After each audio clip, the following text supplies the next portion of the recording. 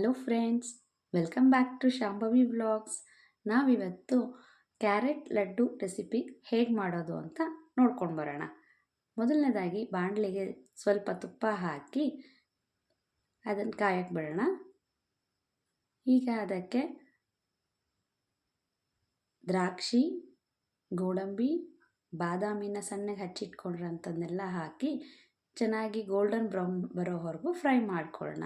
ನೀವಿಲ್ಲಿ dry fruits ಯಾವುದೆಲ್ಲ ಬೇಕೋ ಅದು ಎಷ್ಟು ಪ್ರಮಾಣದಲ್ಲಿ ಬೇಕೋ ನಿಮ್ಮ ಇಷ್ಟದಾಗೆ ಸೇರಿಸ್ಕೋಬೋದು. ಈಗ ಇದಕ್ಕೆ ನಾನಿಲ್ಲಿ ನೆಕ್ಸ್ಟು 2 ತುರಿದಿಟ್ಟಿರೋಂತಹ ಮೀಡಿಯಮ್ ಸೈಜ್ ಕ್ಯಾರೆಟ್ನ ಸೇರಿಸ್ತಾ ಇದ್ದೀನಿ. ಇದನ್ನು ಚೆನ್ನಾಗಿ ಫ್ರೈ ಮಾಡ್ಕೋಬೇಕು, ಹಸಿ ವಾಸನೆ ಎಲ್ಲ ಹೋಗಬೇಕು ಕ್ಯಾರೆಟ್ದು. ತುಂಬ ಸಾಫ್ಟ್ ಆಗೋವರೆಗೂ ಕ್ಯಾರೆಟ್ನ ಚೆನ್ನಾಗಿ ಫ್ರೈ ಮಾಡ್ತಾ ಹೋಗಬೇಕು.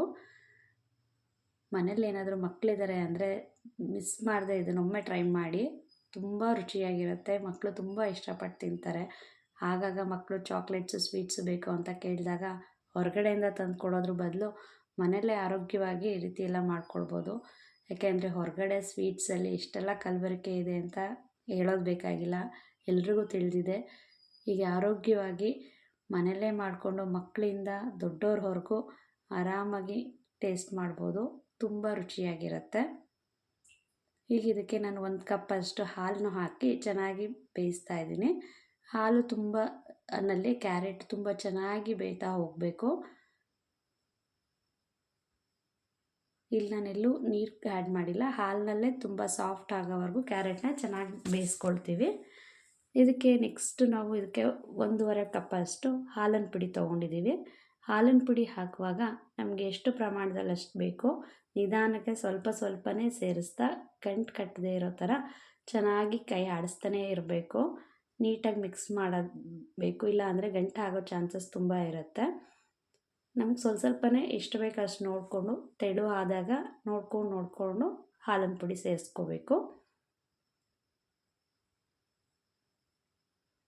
ನಾನಿಲ್ಲಿ 1.5 ಕಪ್ಪಷ್ಟು ತೊಗೊಂಡಿದ್ದೀನಿ. ನೆಕ್ಸ್ಟ್ ಇದಕ್ಕೆ ನಾವಿಲ್ಲಿ ಅರ್ಧ ಬೌಲಷ್ಟು ಬೆಲ್ಲ ಹಾಕ್ತಾಯಿದ್ದೀನಿ. ನಿಮಗೆ ಸಕ್ಕರೆ ಬೇಕು ಅಂದರೂ ಈ ಸಮಯದಲ್ಲಿ ಸಕ್ಕರೆ ಕೂಡ ಆ್ಯಡ್ ಮಾಡ್ಬೋದು. ಎಲ್ಲೂ ಕೈ ಬಿಡದೇ ಇರೋ ಥರ ನೀಟಾಗಿ ತಿರುಗಿಸ್ತಾನೆ ಇರಬೇಕು. ಇನ್ನಿದು ತಳ ಹತ್ತೋ ಚಾನ್ಸಸ್ ತುಂಬ ಇರುತ್ತೆ. ಚೆನ್ನಾಗಿ ತಿರುಗಿಸ್ತಾ ಈಗ ಸ್ವಲ್ಪ ತೆಳು ಆಗಿದೆ. ನಾನು ಇನ್ನೂ ಸ್ವಲ್ಪ ಇದಕ್ಕೆ ಹಾಲಿನ ಪುಡಿ ಸೇರಿಸಿ ಚೆನ್ನಾಗಿ ಮಿಕ್ಸ್ ಮಾಡ್ಕೊಳ್ತೀನಿ.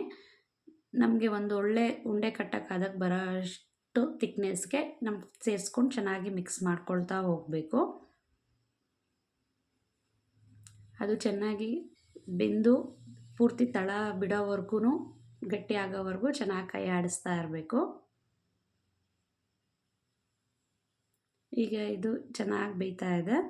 ಈ ರೀತಿ ನೆಕ್ಸ್ಟು ತಳ ಬಿಡೋ ಥರ ಫುಲ್ಲು ಚೆನ್ನಾಗಿ ಫ್ರೈ ಆದಮೇಲೆ ಸ್ಟವ್ ಆಫ್ ಮಾಡಿ ತಣ್ಣಗೆ ಹಾಕೋದಕ್ಕೆ ಬಿಡೋಣ. ತಣ್ಣಗಾದ ನಂತರ ಉಂಡೆ ಕಟ್ಟಿ ಸರ್ವ್ ಮಾಡ್ಬೋದು. ಇದನ್ನು ಫ್ರಿಡ್ಜ್ನಲ್ಲಿ 1 ವಾರದವರೆಗೂ ಇಡ್ಬೋದು. ಆಚೆ ಹಾಗೆ ಒಂದು 3 ದಿನ ಪ್ರಿಸರ್ವ್ ಮಾಡಿ ಇಡ್ಬೋದು. ಒಂದು ಏರ್ ಟೈಟೆಡ್ ಬಾಕ್ಸ್ನಲ್ಲೇ ಹಾಕಿ ಇಡಬೇಕು, ಗಾಳಿ ಆಡಬಾರ್ದು. ಈಗ ನಾವು ಕ್ಯಾರೆಟ್ ಲಡ್ಡು ರೆಡಿಯಾಗಿದೆ. ಇನ್ನಷ್ಟು ಆರೋಗ್ಯಕರ ಅಡುಗೆಗಳಿಗಾಗಿ ನಮ್ಮ ಚಾನಲ್ನ ವೀಕ್ಷಿಸಿ. Thank you for watching.